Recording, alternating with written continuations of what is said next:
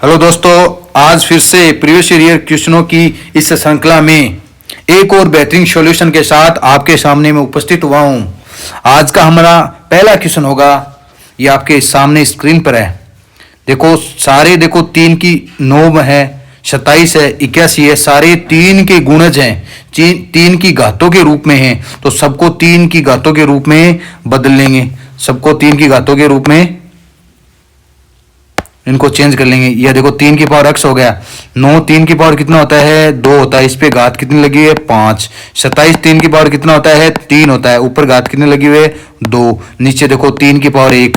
81 3 की पावर 4 होता है, और इस पे कितनी पावर है? 4, बराबर 243। 243 3 की कितनी पावर होता है? 5। अब देखो सारे 3 की पावर x पहले से ही है, आधार समान हो तो घातें जुड़ती हैं। यहां देखो कितनी होगी घातें, यहां देखो कितनी हो गई? 2 को 5 से गुणा करेंगे 10, तो 10 जुड़ जाएगा। यहां घातें कितनी हो गई? 3 दूनी 6, 6 हो गई। बात सबको समझ आ गई? बट्टे 3 की पावर 1 प्लस यहां कितनी घातें हो गई? 16, बराबर 3 की पावर है 5।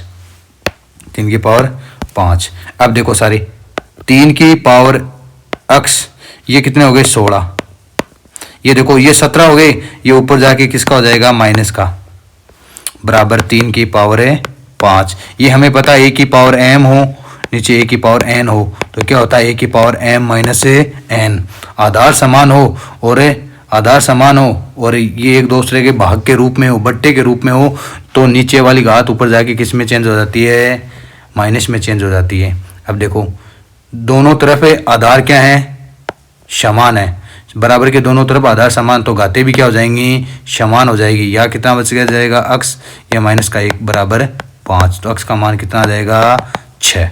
कितना आ जाएगा? 6। अगला क्वेश्चन में देखो 3 वर्गमूल 9, 9 का वर्गमूल हमें पता है कितना होगा? 3 माइनस 3 वर्गमूल 8। वर्गमूल 8 को इस प्रकार लिखना हमें 8 का वर्गमूल तो पता नहीं, लेकिन 4 गुणा 2 लिख सकते हैं इसको। 4 का वर्गमूल हमें पता है कितना होगा? 2, और 2 का वर्गमूल हम जानते नहीं, वर्गमूल में छोड़ देंगे, तो 2 बाहर आ जाएगा। 2 वर्गमूल 2। इसी प्रकार अगले वाले को 9 का 9 प्लस 18 का हम वर्गमूल नहीं जानते हैं, 18 को 9 गुणा 2 के रूप में लिख सकते हैं। जिसका वर्गमूल जानते हैं उनके टुकड़ों के रूप में, गुणनखंड के रूप में लिख लेंगे, और 9 का वर्गमूल कितना हो जाएगा? 3, और वर्गमूल अंदर कितना रह जाएगा? 2, और पूरे का क्या है? ये वर्गमूल है।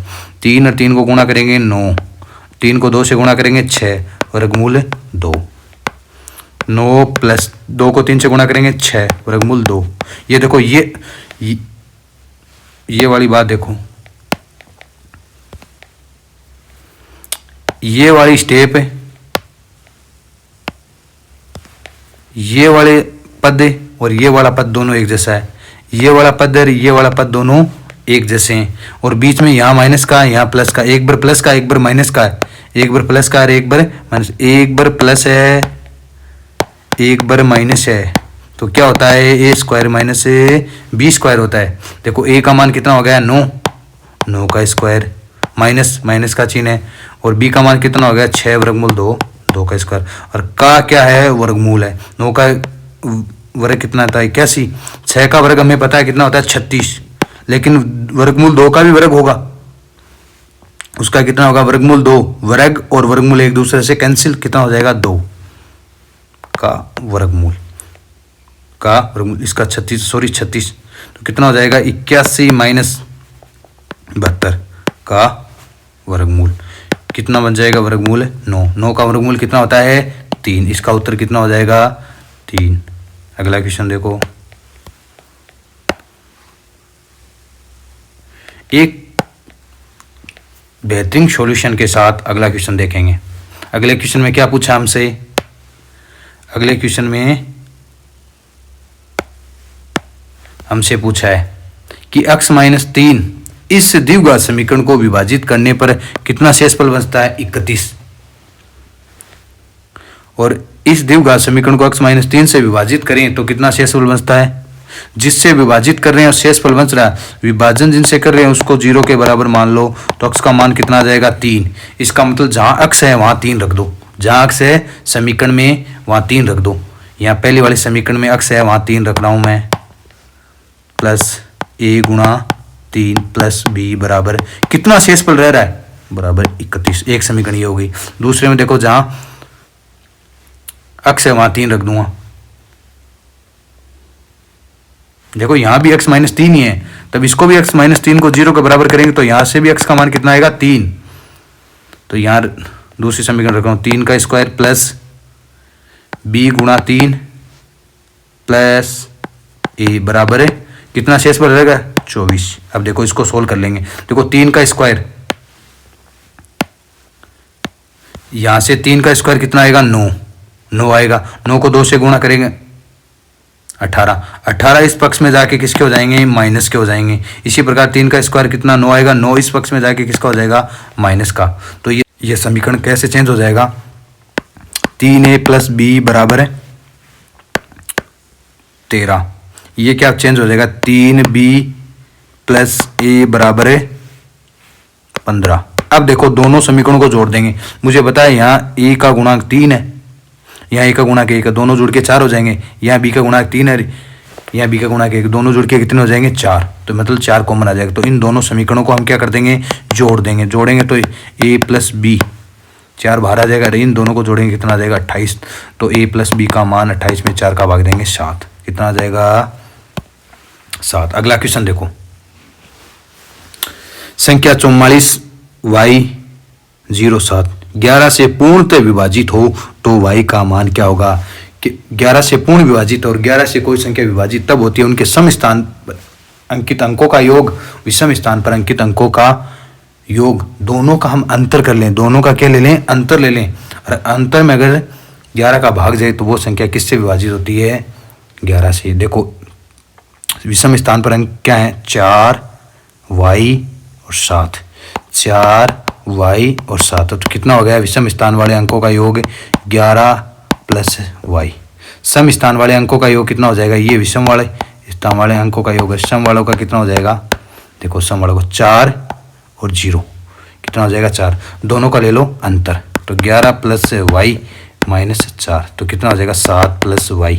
अब y का मान क्या रखें कि ये 11 से विभाजित हो जाए। 11 से विभाजित का मतलब है या तो 0 आए या 11 आए या 22 आए, मतलब 11 का गुणज है, 0/11 का गुणज हो। तो देखो हम 0 लें तो 7 11 का गुणज है क्या, नहीं। y का मान ले 7 और 7 कितने हो जाएंगे 14 11 गुणज है, नहीं। अगला मान ले 4 7 प्लस 4 कितना हो जाएंगे 11 और 11 गुणज है, यस। अगर अगला मान हम 1 लें 7 और 1 8 11 गुणज है क्या, नहीं। तो इसका उत्तर क्या हो जाएगा 3 नंबर उत्तर हो जाएगा। अगला क्वेश्चन, अगले क्वेश्चन में क्या बताया गया है, इनके हमें क्या याद करने हैं गुणनखंड याद करने हैं। क्या याद करना है गुणनखंड, तो x square minus 8x plus 12 के गुणनखंड याद करने। गुणनखंड याद करने की सबसे आसान विधि ये है, x स्क्वायर का गुणांक अचर पद दोनों को गुणा कर लो, कितना आगे 12। इसको दोनों को गुणा किया तो गुणा करने पर तो अपने पास बनने चाहिए 12 और जोड़ने घटाने पे अक्स का गुणांक आना चाहिए। अक्स का गुणांक कितना है 8। अब हमारे पास ये टुकड़े सोचने हैं कि गुणा करने पर तो 12 बने और उनको जोड़ने घटाने पे कितना बनना चाहिए 8। तो ऐसे टुकड़े हम सोचेंगे तो एक तो माइनस का 6 एक माइनस का 2, माइनस के 6 को और माइनस के 2 को ऐड करेंगे तो माइनस का 8 बन जाएगा और 6 को माइनस 2 से मल्टीप्लाई करेंगे तो कितना बन जाएगा 12।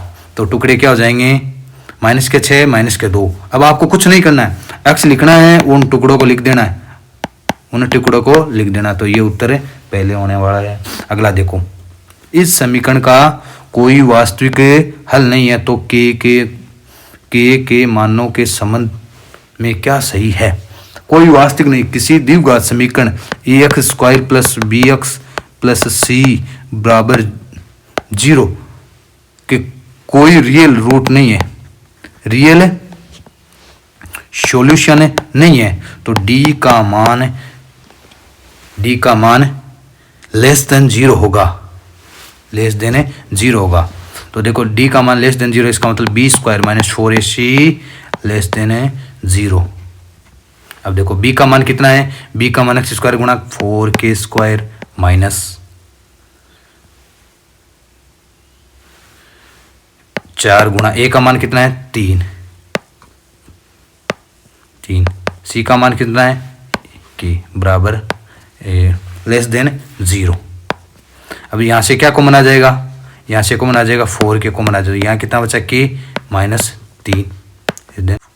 4 है वो 0 से छोटा नहीं हो सकता, 0 से छोटा नहीं हो सकता, तो 0 से छोटा कौन होगा, के कोष्टक के माइनस 3 0 से छोटा होगा।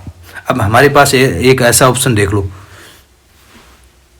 0 से छोटा कोई भी ऑप्शन देखो, 0 से छोटा, पहला ऑप्शन 0 से छोटा, 0 से छोटा कोई संख्या सोचो अपने पास, -1 और ये माइनस का के का मान -1 सोच लिया हमने, -1 -3, क्या ये बढ़ने वाला माइनस का 4 और माइनस के 4 को 1 से गुणा करेंगे, क्या ये 0 से छोटा है, नहीं है, तो पहला ऑप्शन कैंसिल। अब 3 से बड़ी कोई संख्या सोचो, 3 से बड़ी कोई संख्या 4 सोच लो, 4 और 4 में से 3 गया, कितना बचा 1, क्या ये 0 से छोटा है, नहीं, तो ये ऑप्शन भी कैंसिल। बाद में इन दोनों के बीच में कोई भी संख्या सोच लो, इन दोनों के बीच में कोई संख्या क्या आने वाली है, 1 1, इनके बीच में कोई संख्या 1 गुणा 1 -3 माइनस के 2, क्या ये 0 से छोटा है, यस, तो ये ऑप्शन कौन सा बनने वाला है, ये बड़ा ऑप्शन बनने वाला है। या इसको हम तरीके से देख सकते हैं, इनको नंबर रेखा पर देखो ऐसे, एक इसका 0 है, एक 3 है, ये अल्टरनेट चलता है, प्लस माइनस प्लस, तो देखो ये मान 0 से छोटा है तो कौन से मान आएंगे, माइनस वाले आएंगे, तो माइनस वाले मान कहाँ हैं, इस लाइन के बीच में बिलोंग करेंगे, तो के का मान 0 से बड़ा और 3 से छोटा, ये तरीके से, यह ऑप्शन से तुम देख सकते थे आसानी से। अगला क्वेश्चन देखो सारे, एक परीक्षा में 85 में से 40 छात्रों ने 50% से कम अंक प्राप्त किए, 50% से कम कितने विद्यार्थियों ने प्राप्त किए, 40 ने अर्जित किए। 50% से कम अंक प्राप्त करने वाले छात्रों की संख्या का 50% अंक या उससे अधिक अंक प्राप्त करने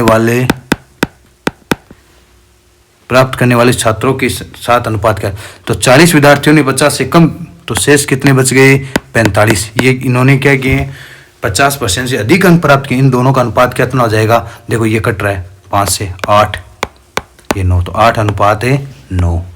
किसी वस्तु का मूल्य 30% बढ़ाकर फिर उस पे 10% और 10% के 2 क्रमिक बट्टे दिए जाते हैं, तो अंतिम रूप से वस्तु का मूल्य क्या होगा, 10% बढ़ेगा घटेगा, ये हम देखेंगे। देखो मान लो इस वस्तु का मूल्य 100 है और उस पर 30% बढ़ा दिया, तो कितना हो गया 130।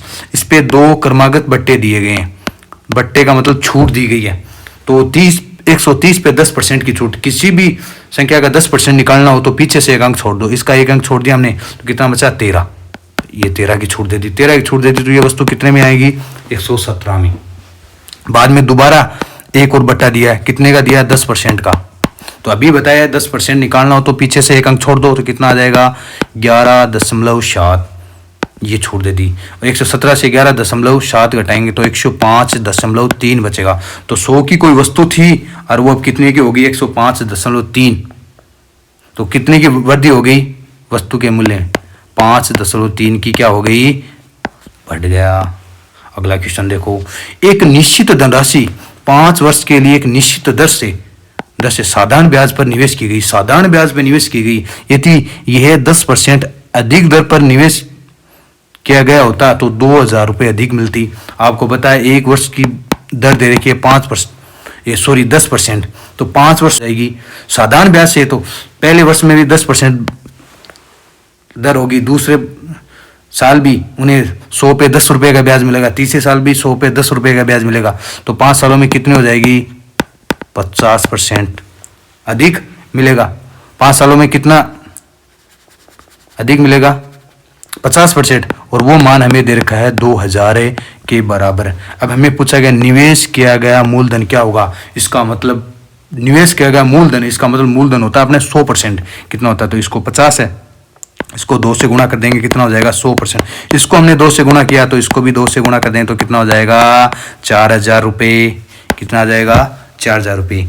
एक व्यक्ति के सालाना साधारण ब्याज दर पर 3200 रुपये लेता है, उसे फिर 10% सालाना चक्र, ये देखो साधारण ब्याज से लेता है, चक्रवृद्धि ब्याज की दर से बैंक में जमा करवा देता है। तीसरे साल के अंत तक उसके धन में कितनी परसेंट की वृद्धि होगी, कितने की वृद्धि होगी बताओ।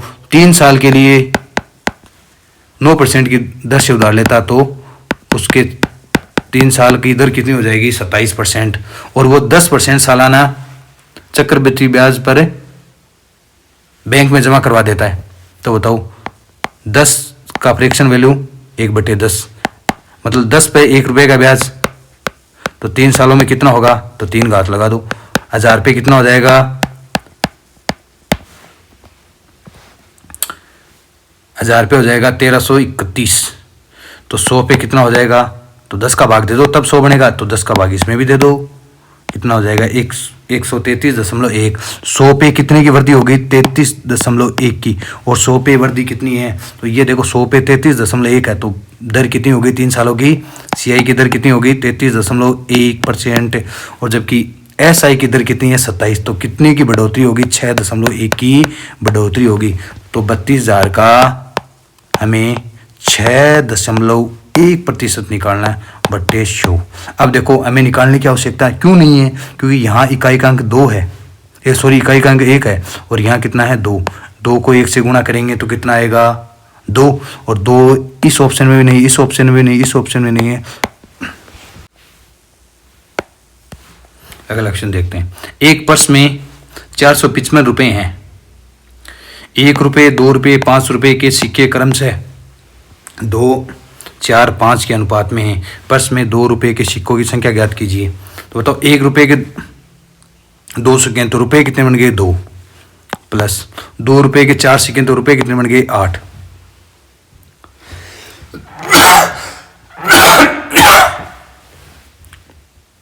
5 रुपये कितने सिक्के हैं 5, तो रुपये कितने बन गए 25। तो टोटल रुपये कितने बन गए इकाई में कितने बन गए, ये बन गए 35 इकाई।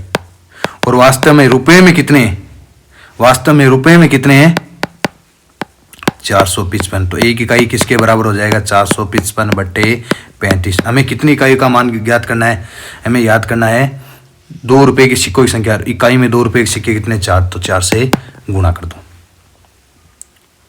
तो ये कितनी बार कटेगा 35 कम 35, बचा कितना 10, 35 105, तो 13 गुणा 4 कितना हो जाएगा 52।